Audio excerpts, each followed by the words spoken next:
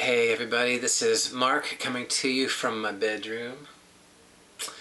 The bedroom with the yellow walls. That's not paint, people, that is that's Venetian plaster. You don't put that on with a brush, you put that with a trowel. But you don't care about that, do you? Hey listen, I wanted to talk about So Real by Jeff Buckley today. And let me just play it for you real quick. Kind of just zoom past it real fast.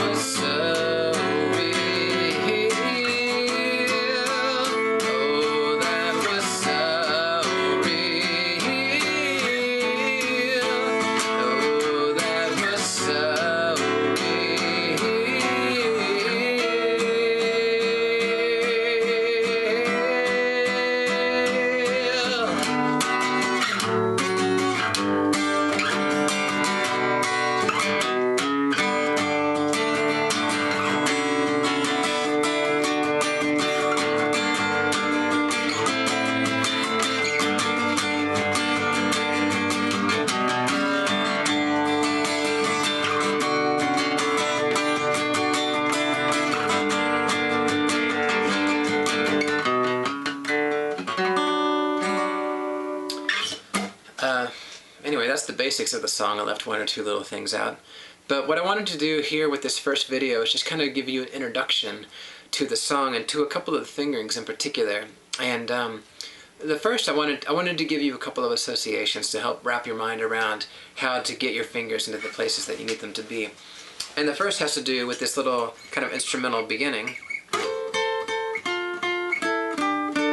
I'm going to assume that you're probably familiar with the Pentatonic Scale. It's one of the first things that anybody learns when they start going past just, you know, your regular open chords. And so, if we look at it here at the 10th fret, it actually gets us in the right key. And so the pentatonic.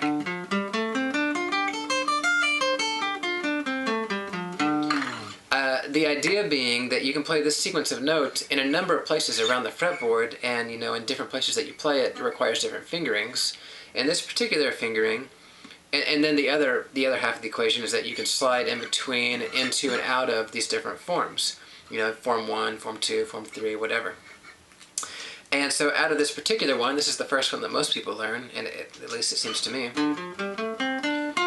You can take this part right here as an opportunity to launch into sliding up into the next highest form up the neck. And so you can see I just slid right up into the beginning of it and right back down again. You could, by the same token, slide up and stay there.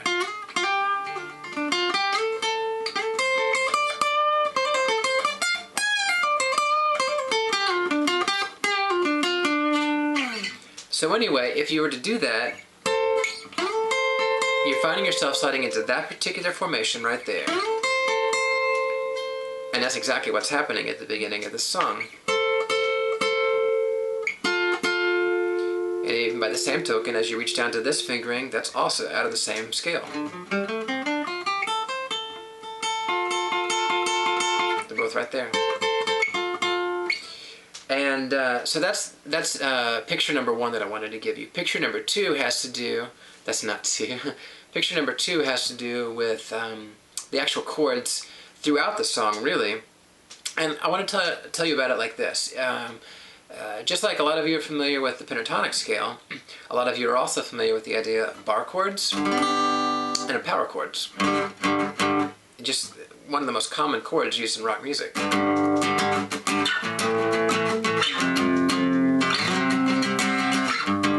Just because, you know, you take that shape and just move it all over the place. What you may not be familiar with is that you can play a power chord not only here, based off of the 6th string, or here, based off the 5th string, but you can actually do one off of the 4th and get it an octave higher. It's the exact same chord, The equation here is 151. You're playing the root note of the scale, which is the 1. That's a G in this case. I'm on the 3rd fret. The second note, in this case, is a D. It's the 5th of the scale. And then I've got another G, an octave higher. 151. That's the equation or the formula for a power chord. But had you ever thought about that you can take and move that up an octave higher for all of those notes?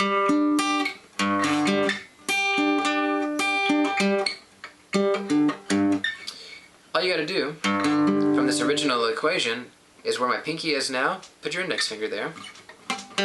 So we're starting on G. Now I got to move up my D to the next octave higher. It goes from the 5th fret of the 5th string to the 7th fret of the 3rd string. So I've got 2 notes now. The G at the 5th fret of the 4th string, the D at the 7th fret of the 3rd string, and then I've got one more G right up here, 2nd string, 8th fret. So anyway, the idea being you can move this shape around. It's a movable chord shape.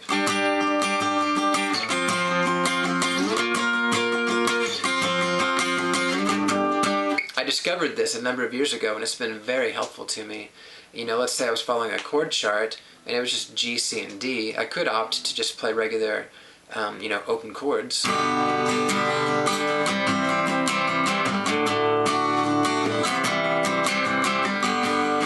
Or maybe I would opt to do like power chords.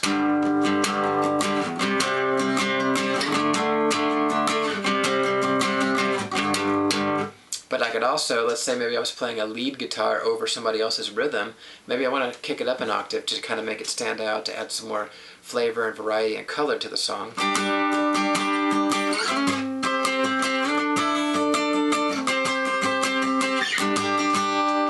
And so I just wanted to kind of make you aware of that option because it's usable in so many different ways. And Jeff is doing something very similar all throughout this song. This particular shape is happening all over the place. Sometimes he's basing it off of the 4th string, sometimes off the 3rd string, which gives you a very different formula of chord, by the way.